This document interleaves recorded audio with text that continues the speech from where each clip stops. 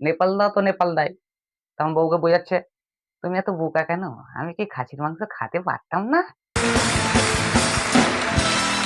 নেপালদার বিয়ের পর প্রথম শ্বশুর বাড়ি গেছে, আর বাড়ি থেকে বলে দিয়েছে নেপালদাকে যে সবসময় লাজুক ভাব নিয়ে থাকবি, মাথা নিচু করে থাকবি, আর পা দেখলেই প্রণাম করবি, মুখ দেখার দরকার নেই।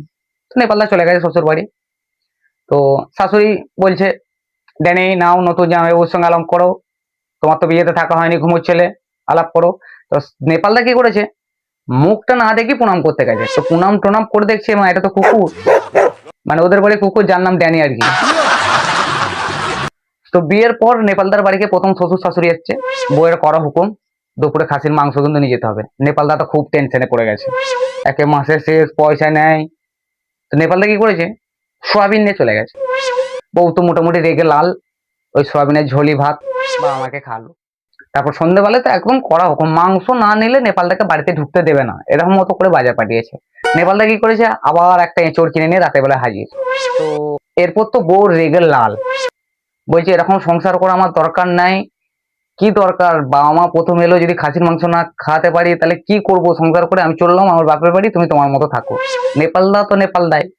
তখন বউকে বোঝাচ্ছে, তুমি এত বোকা কেন? আমি কি খাসির মাংস খেতে পারতাম না? আরে বাবা, তোমার বাবা মাকে যদি এখনই মাংস খাইয়ে দিই না, ওরা কালকেই বাড়ি চলে যাবে। তোমার বাবা মা এই প্রথম আমার বাড়িতে এসছে, দুদিন থাকুক, তারপর মাংস খাওয়াবো। আর নেপালদা জানে যে আলুর সিজন চলছে, শ্বশুর শাশুড়ি মুডই থাকবে না।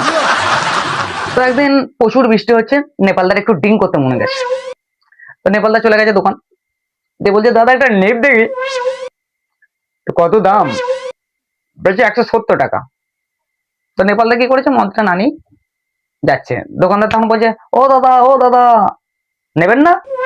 বলছে, না, আপনার দাম শুনি আমার নেশা হয়ে গেছে।